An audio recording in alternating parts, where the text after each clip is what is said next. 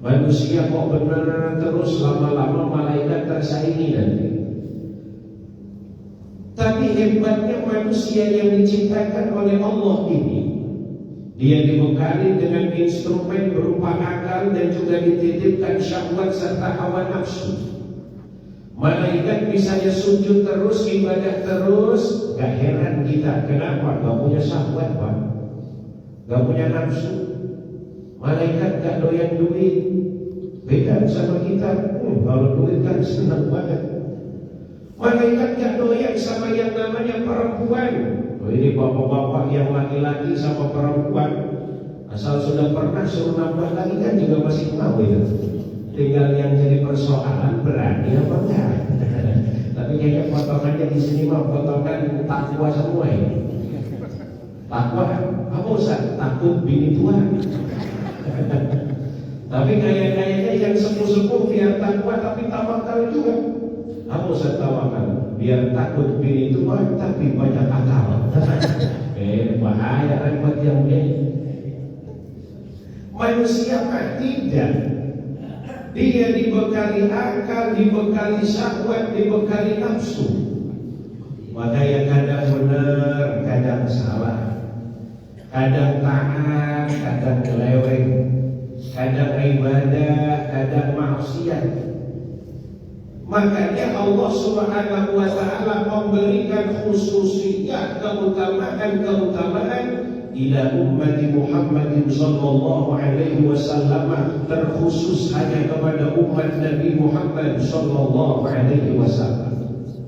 Apa tiga hal tersebut? Yang pertama, isbaghul wudu inda samarat, menyempurnakan wudu pada saat samarat.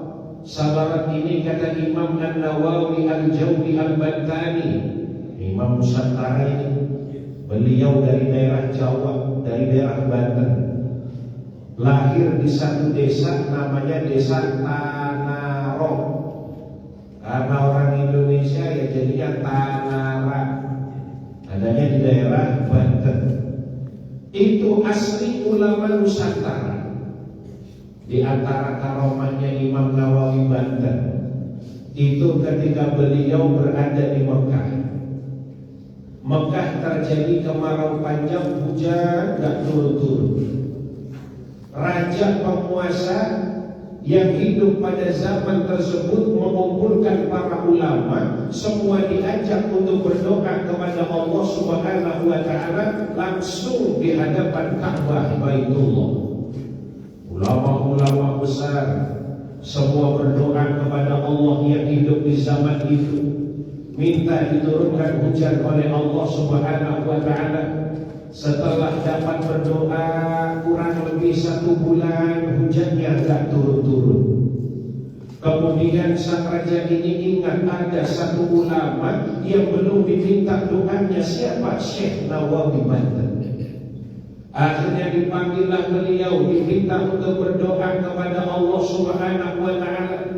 Kalau ulama-ulama yang lain tadi berdoa pakai bahasa Arab yang fasih-fasih, ya Allah minta diturunkan hujan pakai bahasa Arab, Syekh Nawawi Banten ketika datang di depan Ka'bah, beliau berdoa. Kirain doanya mau pakai bahasa Arab, taunya doa pakai bahasa Jawa. Di depan Ka'bah beliau berdoa, Allahumma ya Allah sampun damu boten Jawa. Allahumma ya Allah sampun damu boten Jawa, kula nyuwun Jawa ya Allah. Kalau diterjemah Indonesia, ya Allah sudah lama enggak turun hujan, hamba minta ya Allah turunkan hujan sekarang ya Allah. Enggak lama yang tadinya panas mendung pun datang berganti. Tanpa menunggu lama hujan turun. Ulama yang doa pakai bahasa Arab geleng-geleng heran. Ini mantra apa yang dibaca? Kita baca doa pakai bahasa Arab yang fasih-fasih hujan gak turun-turun. Ini kok Syekh Nawawi doa yang kita gak paham bahasanya, tahu-tahu hujan turun. Artinya apa? doa yang jadi patokan bukan bahasa yang diucapkannya, tapi hati siapa yang paling bersambung kepada Allah ketika dia berdoa dan meminta kepada Allah Subhanahu wa ta'ala. Yang kalau patokannya doa itu yang paling mustajabah bahasa Arab, mestinya Ustaz Budi udah paling mustajabah. Saya sudah paling mustajabah. Kenapa? Bisa bahasa Arab yang panjang-panjang doanya. Kasihan bapak-bapak yang gak bisa bahasa Arab doanya. Yang paling cuma bisa bagian belakangnya Rabbana atina fid dunya hasanah wa fil akhirati hasanah wa qina adzabannar. Maka orang tua dulu biar doanya gak fasih, tapi urusan ijabah jangan ditanya. Orang-orang sepuh dulu biar doanya Rabbana atina fid dunya hasanah wa fil akhirati hasanah wa qina adzabannar. Subhanaka rabbika rabbil izzati amma yasifun wa salamun alal mursalin walhamdulillahi rabbil alamin. Orang tua dulu. Buat saya kalau doa begitu, Pak. Kain saya kalau doa begitu, ya rabbil alamin. Maklum lisannya orang Jawa, Jawanya Jawa Tengah. Tengahnya agak ke barat, bangsanya Tegal, Kebumen, Banyumas, Purwokerto. Itu kan susah kalau suruh ngomong huruf ain. Orang yang Jawa Timuran ya susah kalau suruh ngomong huruf H. Alhamdulillah jadinya alhamdulillah. Nah, yang orang-orang sebahagian dari luar Jawa ada yang susah suruh ngomong huruf roh. Roh ya jadinya ra. Bismillahirrahmanirrahim. Bila salam assalamualaikum warahmatullah. Ada yang begitu. Tapi yang gak apa-apa, mau misalnya bisa orang Indonesia. Bahasa Arab bukan punya kita. Kita lisannya orang Indonesia. Tapi Quran mukjizat dari Allah. Dia jatuh ke lisan orang manapun, insya Allah bisa dibaca. Dan hebatnya, Quran bukan bahasa kita. Tapi kalau ada musyawarah tilawatil Quran, mulai dari tingkatan nasional sampai internasional, mudah mandir yang menang orang kita lagi. Apakah unik kira-kira itu Pak ya? Kan unik, Qurannya bahasa Arab, kitanya bahasa Indonesia. Tapi kalau ada perlombaan tilawatil Quran, yaitu mudah mandir yang menang Indonesia lagi. Mulai dari zamannya Syekh Muhammad itu dari Pekalongan. Orang yang terkenal nafasnya begitu panjang sampai ada berkata itu paru-parunya double saking panjang nafasnya. Hadirin yang berbahagia, kata Imam Nawawi, makna indah sawarat ay fi syiddatil barad. Pada saat cuaca yang begitu dingin, orang sanggup berwudu, tidak hanya fardu-fardunya wudu yang dikerjakan, tapi dia mengerjakan keseluruhan mulai daripada sunnah sampai kepada fardunya wudu. Ya kalau kondisi dingin dengan kondisi tidak dingin, ini kan merupakan tantangan sendiri bagi orang yang berwudu. Ya kok alhamdulillahnya kita yang di Indonesia tinggal di satu negara yang hanya punya 2 musim. Kalau tidak musim hujan, ya musim kemarau. Dan alhamdulillahnya lagi, Allah Subhanahu wa ta'ala yang sudah mentakdirkan ini semua, kita dijadikan satu negara dengan penduduk yang mayoritas umat Islamnya besar dibandingkan dengan negara-negara yang lainnya. Dibandingkan dengan Arab Saudi yang ada apa-apanya. Arab Saudi itu hanya 100 juta penduduknya, Pak. Paling cuma 60 juta. Kalau 60 juta itu kan masih jauh daripada kita orang Indonesia. Kita 250 juta kurang lebih sampai hari ini. Itu belum yang sedang berproses. Belum yang sedang berproses. Yang masih dalam kandungan itu. Belum itu kan ada cikal bakal itu. Allah jadikan Indonesia dengan 2 musim. Kok ditempatkan di negeri ini dengan muslim yang jumlahnya banyak? Mayoritas kita. mayoritas, dan kalau dihitung untuk dunia kita terbesar. Cina itu penduduknya ya 1 miliar, Amerika ya juga banyak, India ya banyak.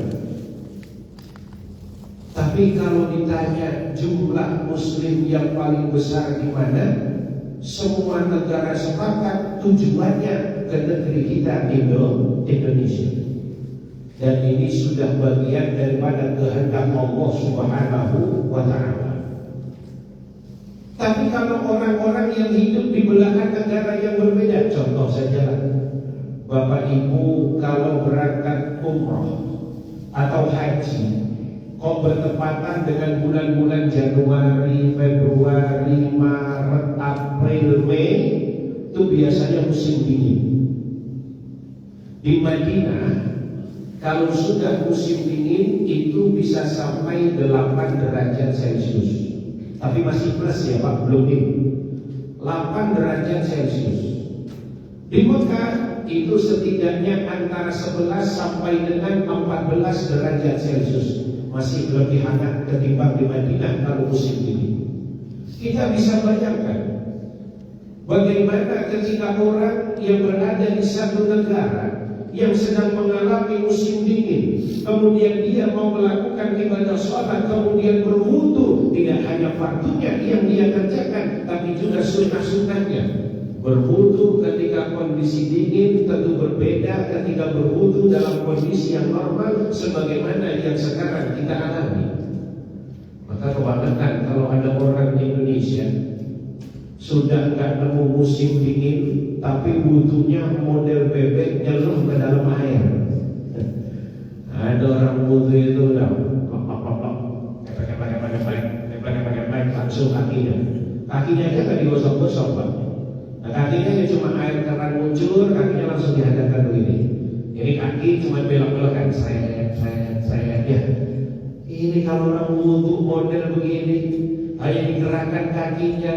Bagaimana mungkin tahlilul asabi, sela-sela daripada jari jemari kakinya, atau boleh jadi kalau dia membasuh tangannya akan terbasuh secara sempurna.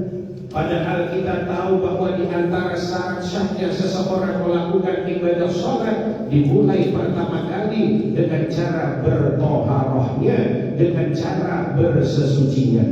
Kalau bagus toharohnya, kalau bagus bersesucinya, insya Allah bagus sholatnya. Tapi kalau sudah rusak dari awal mulai cara toharohnya, maka boleh jadi akan menjadi rusak juga ibadah sholat yang dia kerjakannya.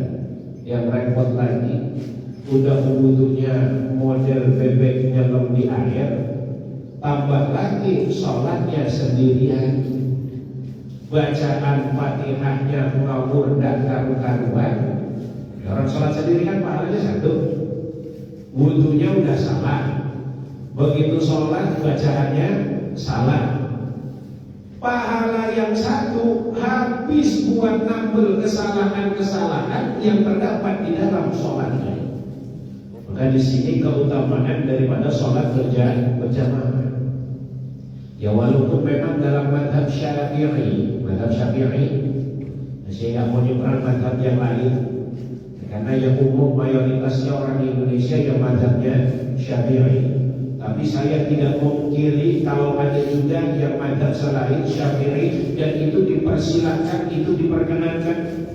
Anda mau Syafi'i monggo, mau Hanafi silakan, mau Maliki boleh, mau Imam Ahmad Ibnu Hanbal juga nggak jadi persoalan, selama itu masih dalam kerangka al-madahibul arba'ah, madhab yang keempat, silakan.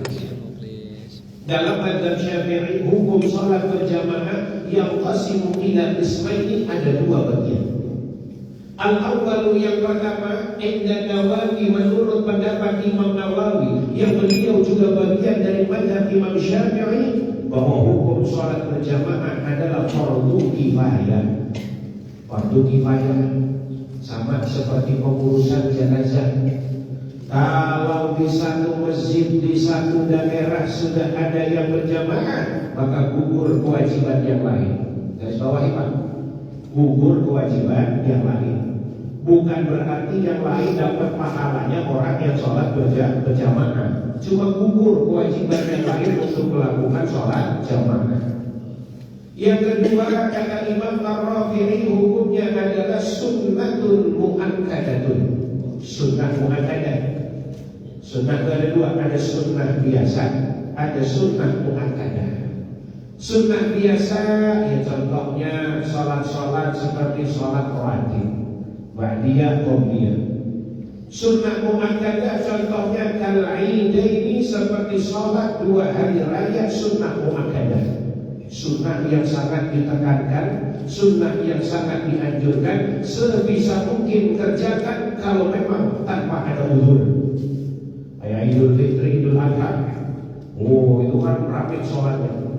Kadang-kadang yang gak ikut puasanya sopnya paling depan ya. Kalau udah Idul Fitri, Idul Adha. Puasa Pak, alhamdulillah Ustaz. Berapa banyak puasanya? 29 hari. Puasa itu waktu enggak Ustaz, jempol semua puasanya. 29 hari dia jempol semua. Atau puasanya hanya hari pertama sama hari terakhir. Hari pertama ya ikut rame-rame lah kayak orang buat pantes-pantes. Hari terakhir ya sama biar pantes juga ikut sholat lainnya. Sunnah mu'akkadah. Sunnah mu'akkadah. Tapi bukan berarti dengan dua hukum, yang satu fardu kifayah, yang satu mu'akkadah, kemudian boleh bagi kita untuk meremehkan perihal sholat berjamaah. Tidak. Selama tanpa adanya uzur, tidak ada halangan bagi kita untuk mengerjakannya, maka yang paling bagus adalah dia berangkat untuk menunaikan ibadah sholat berjamaah. Ini masuk kategori yang kedua, kata baginda Nabi, naqlul aqdam ilal jamaah. Dia melangkahkan kakinya menuju ke masjid untuk sholat berjamaah, akan dihapuskan dosanya oleh Allah Subhanahu wa ta'ala. Tadi yang pertama menyempurnakan wudu, yang kedua sholat secara berjamaah, akan dihapuskan dosa seseorang oleh Allah Subhanahu wa ta'ala. Berjamaah, naqlul aqdam, melangkahkan kaki. Kemudian ada orang tanya, Ustaz, saya ke masjidnya nggak jalan kaki, terus Pak naik motor. Saya ke masjidnya naik mobil. Kira-kira hadis ini masuk nggak Pak? Ayo. Kan tadi bunyi hadisnya naqlul aqdam ilal jamaah, melangkahkan kaki menuju masjid. Yang bermayoritas yang jamaah di Al-Aqsa pakai motor semua, kendaraan semua ya. Masjidnya pinggir jalan. Kalau orang cara berpikirnya tekstual itu ya tidak mengkomparasikan dengan konteks yang sedang dihadapi atau zaman yang sedang berlangsung. Teks itu boleh jadi satu, tapi nanti dia bisa dibawa kemana-mana. Kalau hadisnya naqlul aqdam ilal jamaah, berarti bapak yang ke masjidnya naik motor tidak terhitung diampunkan dosa oleh Allah Subhanahu wa ta'ala. Yang naik mobil tidak terhitung diampuni dosanya oleh Allah Subhanahu wa ta'ala. Kenapa? Karena teks hadisnya jalan kaki. Jadi mulai besok masjid pada jalan kaki, jangan naik motor. Yang kasihan kali jauh juga dia suruh naik motor, suruh jalan kaki kayak dari sana. Berangkat sholat subuh jam 4 sudah jalan duluan, itu mestinya ya. Maka kata para ulama, walaupun teks hadisnya naqlul aqdam, melangkahkan kaki menuju ke masjid, tapi tidak menggugurkan mereka yang ke masjid menggunakan kendaraan. Maka kalau dikiasnya setidaknya begini, kalau setiap langkah kaki menuju ke masjid, satu langkah dihapus dosanya, satu langkah dihapus dosanya, satu langkah dihapus dosanya, maka kias untuk kendaraan, setiap putaran roda dari kendaraannya maka akan diampunkan dosanya oleh Allah Subhanahu wa ta'ala. Terus kata bapak, alhamdulillah gak jadi jalan kaki. Ya Pak ya, alhamdulillah gak jadi jalan kaki. Nah ya, kalau memahami teksnya jalan kaki kan repot. Nah ya, coba kalau memahami teksnya hanya jalan kaki saja yang diakui, kira-kira repot apa enggak Pak? Nah ya bapak mau sholat berjamaah, Ustaz, sholat jamaah itu bagus atau bagaimana? Sholat jamaah awalnya di masjid yang di tempat atau di masjid yang jamaahnya itu banyak. Yang jamaahnya banyak. Alam sore ini saya perhatikan hampir tiap 5 waktu ya banyak terus, gak pernah sepi. Gak tahu apa rahasia hebat juga masjid ini ya. Nah, pokoknya banyak terus. Ya kalau kajiannya juga alhamdulillah banyak. Subuh begini banyak ini luar biasa. Saya ada ngaji maghrib 2 tahun jalan sampai hari ini. Yang ikut ngaji paling mentok 10 orang. Padahal maghrib itu yang ikut ngaji 10 orang. Giliran ada satu yang meninggal, kurang jamaah saya ini. Cari tambahannya susah lagi. Ini alhamdulillah ya Allah, jamaahnya banyak, semangat ibadah kepada Allah dan juga menuntut ilmunya Allah Subhanahu wa taala. Yang paling baik itu masjid yang jamaahnya banyak, tapi dengan catatan kalau seandainya memang di tempat masjid atau di tempat terdekat dari rumah kediamannya itu sudah terlaksana sholat jamaah. Bapak begini, Bapak tinggal di mana ya umpamanya yang agak jauh dari sini, Subarjo lah ya, Subarjo, atau naik ke atas itu, di sana ada masjid. Kok di sana masjidnya nggak ada orang yang sholat jamaah, maka nggak boleh buat Bapak berangkat ke Masjid Al-Ansor untuk sholat jamaah di sini. Kenapa? Mesti yang dekat terlebih dahulu yang diisi dan dimakmurkan. Kalau memang di sana tidak ada yang sholat jamaah. Tapi kalau di sana sudah ada yang sholat jamaah, maka boleh untuk pergi ke masjid yang agak jauh, mencari yang jamaahnya banyak. Untuk apa? Mendapatkan fadilah dan keutamaan dari banyaknya sholat berjamaah.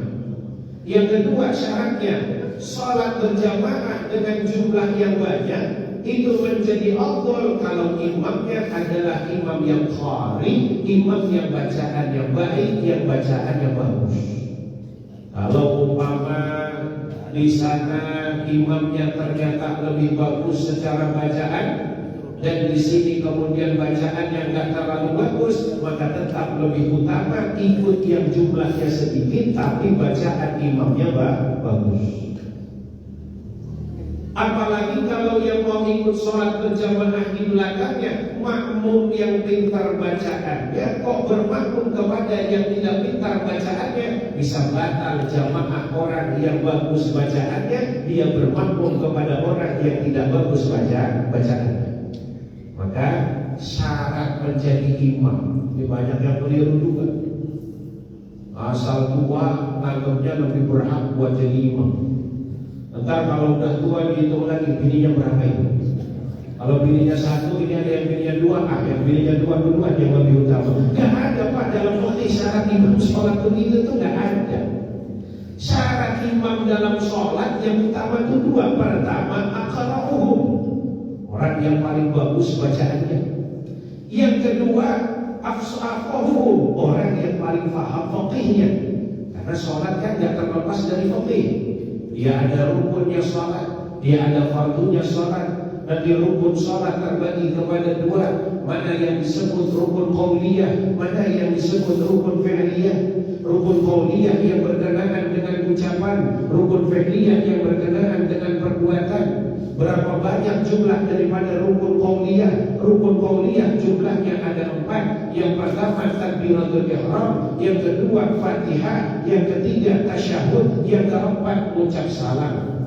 Bagaimana anjurannya kalau sudah masuk rukun fi'liyah, orang tersebut membaca rukun qauliyahnya, dikeraskan suaranya, setidaknya kedengaran oleh dirinya sendiri. Takbiratul ihram, Allahu akbar. Ustaz, angkat tangannya bagaimana? Terserah angkat tangannya bagaimana. Kalau yang Imam Syafi'i angkat tangannya Allahu akbar, satu qaul, ini ibu jari nyentuh daun telinga, tidak terlalu renggang, tidak terlalu rapat, dihadapkan tangannya ke arah kiblat. Ada yang Allahu akbar, ada macam Syafi'i. Tapi Ustaz, ada juga yang orang takbiratul ihram angkat tangannya Allahu akbar, sah, boleh. Karena hadis Nabi-nya cuma bilang ketika Nabi takbiratul ihram, beliau raf'ul yadaini, mengangkat kedua tangan. Sahabat yang di belakang Nabi ketika melihat Nabi ngangkat kedua tangan, pandangannya yang macam-macam, Pak. Nah ya, yang persis di belakang Nabi ngelihat persis gak ngangkatnya semana. Yang di belakang Nabi dengan yang di sebelah kanan Nabi, sebelah kiri Nabi, mesti kan cara pandangnya berbeda ketika melihat Nabi mengangkat tangan. Maka akhirnya dari sini sebab karena perbedaan sahabat dalam melihat geraknya Rasulullah, maka terdapatlah banyak riwayat. Allahu Akbar.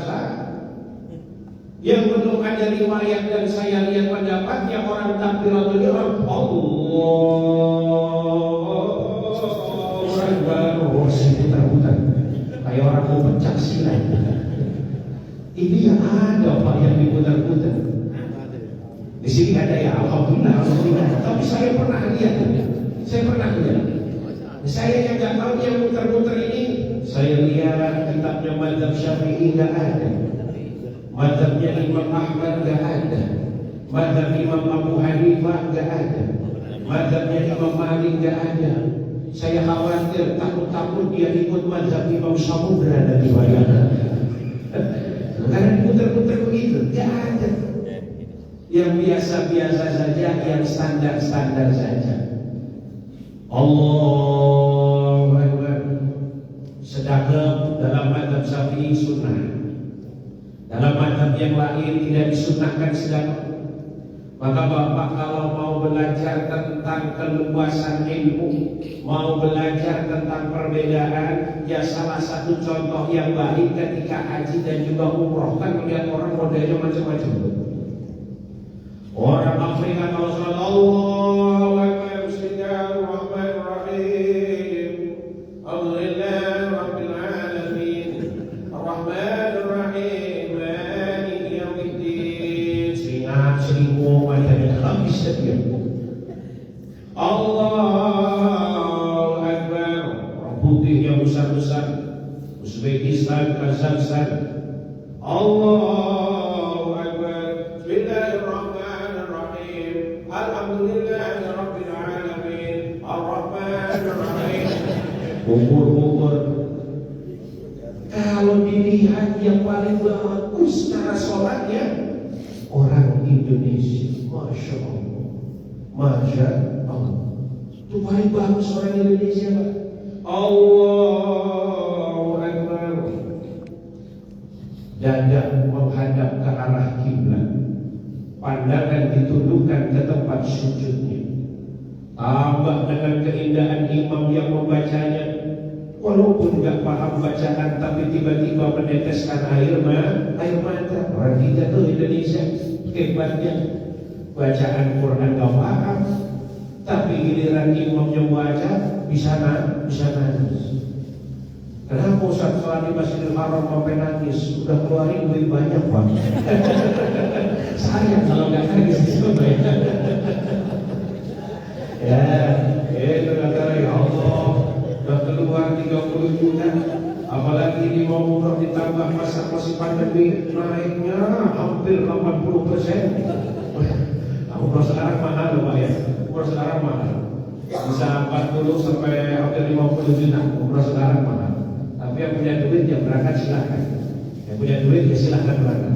Yang nggak punya duit ya banyak-banyak doa. Mudah-mudahan pandeminya cepat berangkat, harganya murah lagi. Jadi itu aja.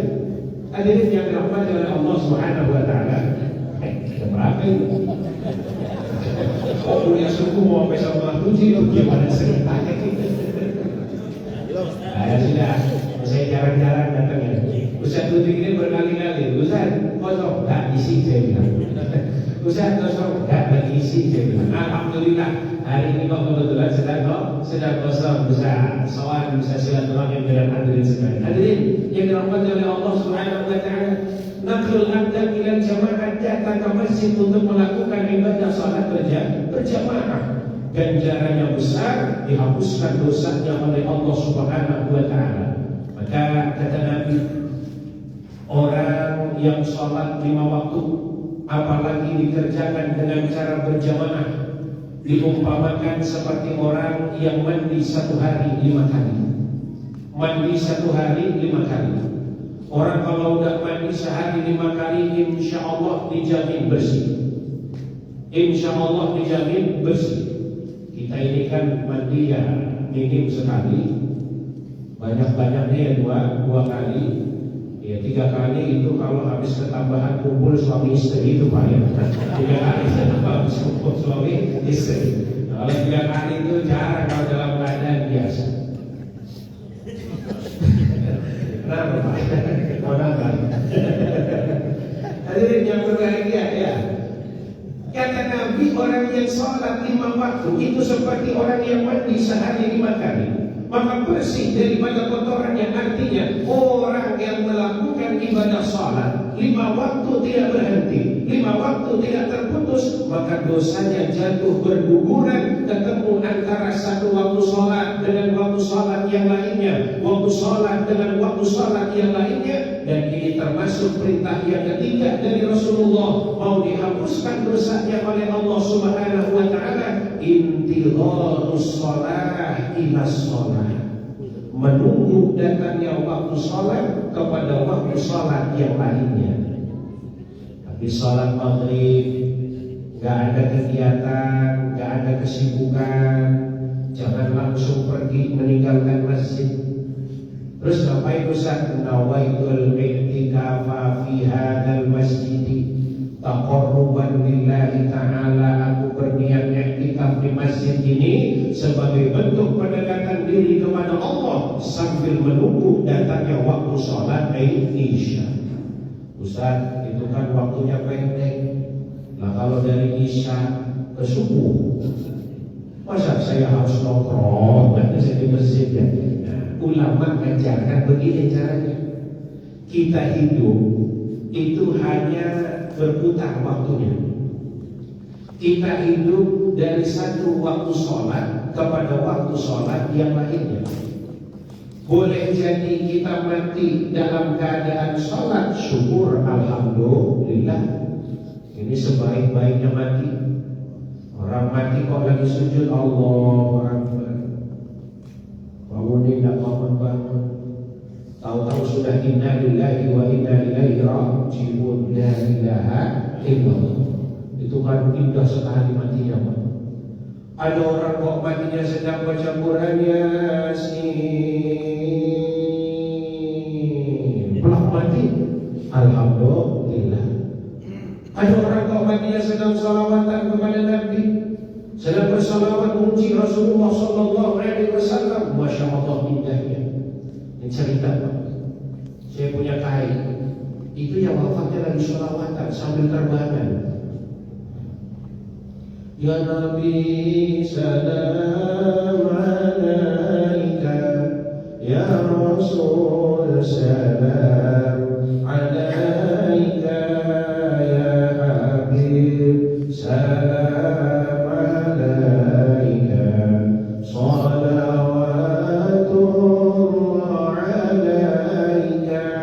Selesai alaika, hadrohnya itu langsung berubah, beliaunya langsung ini. Saya saksi, pas ada di hadapan beliau, paman-paman saya, pakde-pakde saya, itu masih belum dipikirkan mbah ini saking khusyuknya begini. Gak taunya sudah keadaan tidak dalam sadarkan diri, saya langsung sadar bahwa ini terjadi hal yang ganjil. Langsung saya pergi, cepat-cepat manggil Pak D, Pak Le itu semuanya, minta diangkat.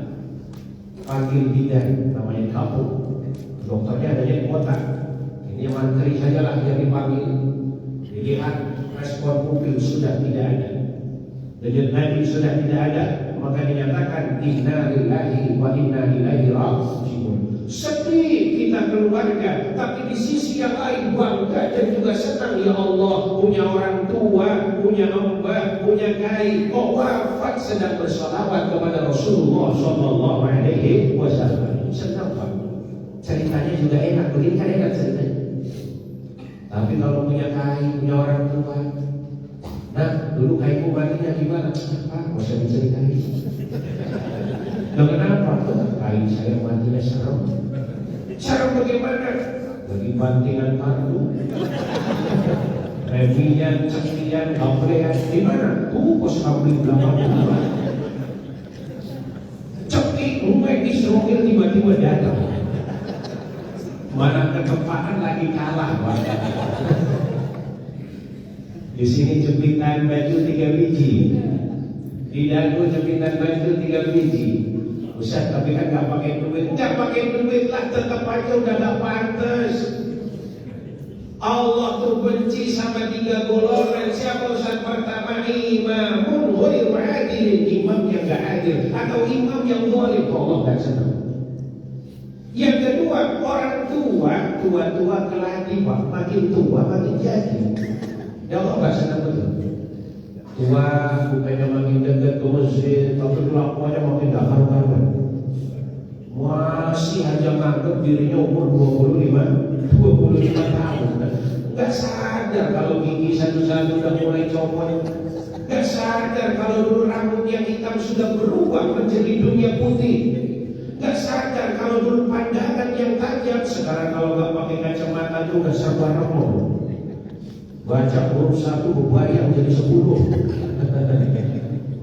Pendengarannya dulu kuat, sekarang kalau gak langsung depan kuping udah gak nyamuk dia. Tapi masih jauh dengan rohnya, masih jauh dengan Allah Subhanahu wa ta'ala. Allah gak senang. Yang ketiga, Allah gak senang kepada siapa? Orang miskin tapi sombong. Miskin sombong. Ya Allah, orang kaya sombong masih agak pantesan, Pak. Walaupun ya gak benar kan gitu ya. Orang kaya sombong masih pantas walaupun gak benar. Orang sombong banget gitu ya. Paling kita bilang ya Pak, namanya orang kaya. Sombong ya gak apa-apa dong.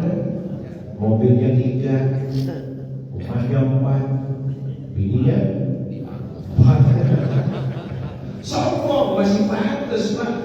Dan dilihatnya juga masih agak enakan lah, walaupun ya gak benar gitu. Tapi lu udah miskin, sombong. Ya macam-macam kamu bahasa saya. Kenapa Pak? Gak tahu apa kamu? Saya ini orang miskin.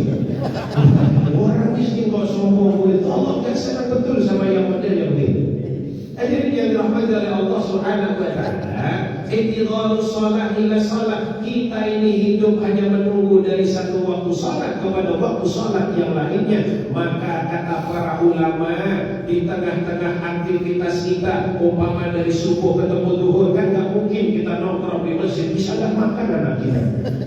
Gak mungkin nongkrong di masjid kemudian nanti orang-orang yang butuh nafkah kita gak kebagian. Dulu zaman Sayyidina Umar, ada orang khusyuk betul, Pak.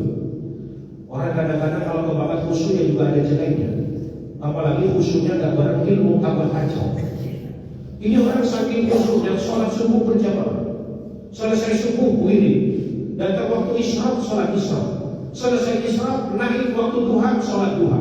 Selesai duha, udah 8 rakaat, dia wirid. Ya Razzaq, ya Razzaq, ya Razzaq, ya Razzaq, ya Fattah, ya Fattah, ya Fattah, ya Fattah. Datang Sayyidina Umar, ditanya bulan dari subuh sampai siang hari ini gak kemana-mana. Enggak, ya Amirul Mukminin. Ibadah kamu, ibadah saya. Kamu zikir saya. Apa yang kamu minta? Saya minta kepada Allah agar Allah mendatangkan rezeki kepada saya. Dijawab sama Sayyidina Umar, bulan, inna as-samaa'a la tumtiru dhahaban wa la fiddatan.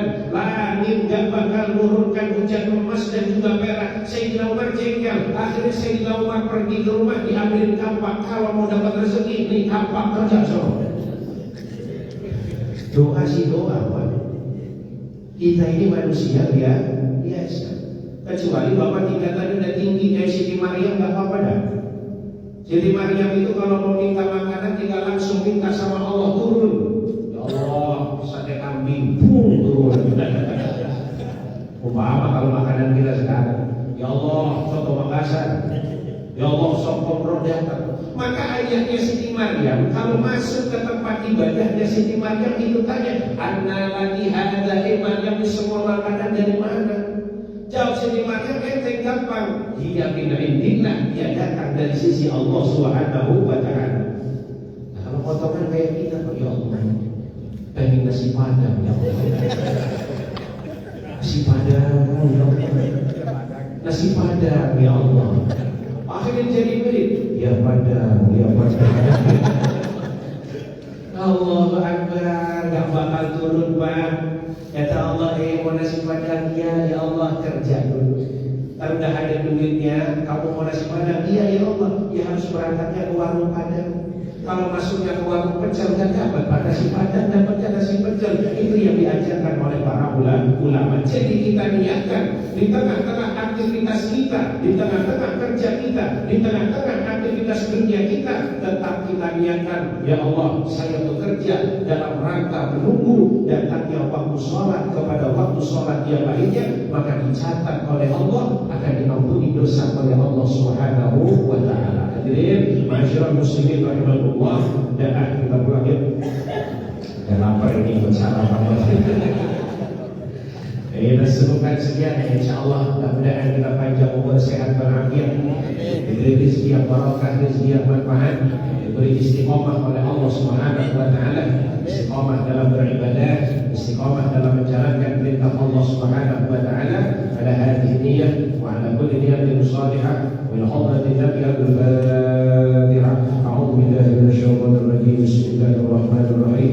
Alhamdulillahi rabbil alamin arrahmanir rahim maliki yaumiddin. إياك نعبد وإياك نستعين اهدنا الصراط المستقيم صراط الذين أنعمت عليهم غير المغضوب عليهم ولا الضالين آمين. بسم الله الرحمن الرحيم. واعف عنا يا كريم، واعف عنا يا كريم، واعف عنا يا رحيم.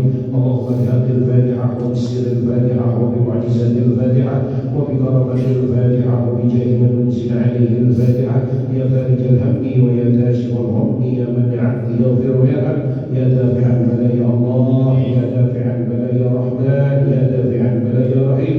اللهم ارفع عنا الغلا والبلاء والوباء والفحشاء والمنكر والسيوف المختلفة والشدائد والمحن عن بلدنا هذا يا الله وعن سائر البلدان، إنك على كل شيء قدير. وصلى الله على سيدنا محمد النبي الأمي وعلى آله وصحبه وسلم بفضل سبحان ربك رب العزة عما يصفون وسلام على المرسلين والحمد لله رب العالمين. تقبل الله منكم إنه وإنكم الجليل. السلام عليكم ورحمة الله وبركاته.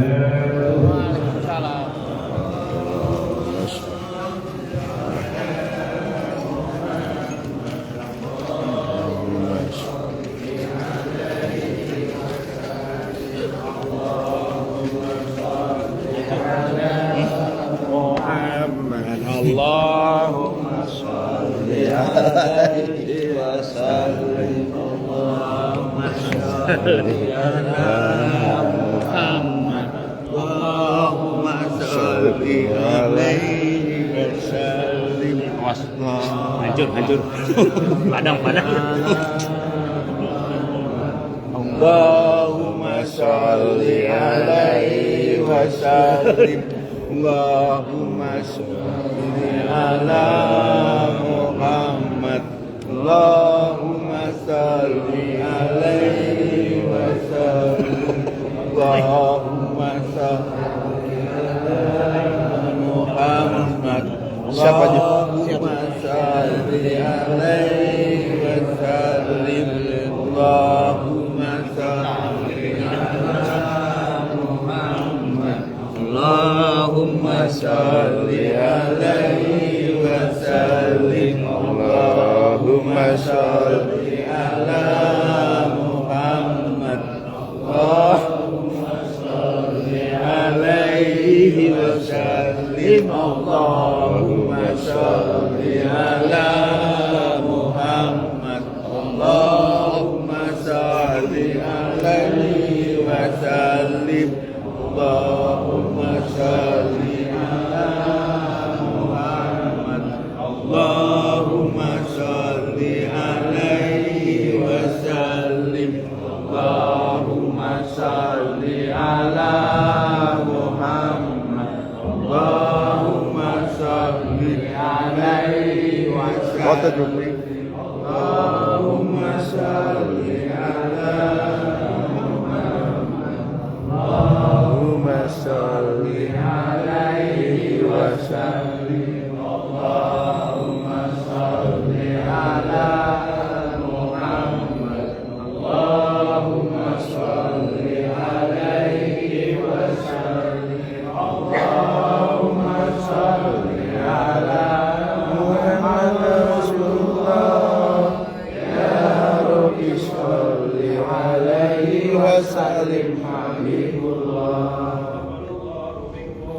minna wa minkum taqabbal ya karim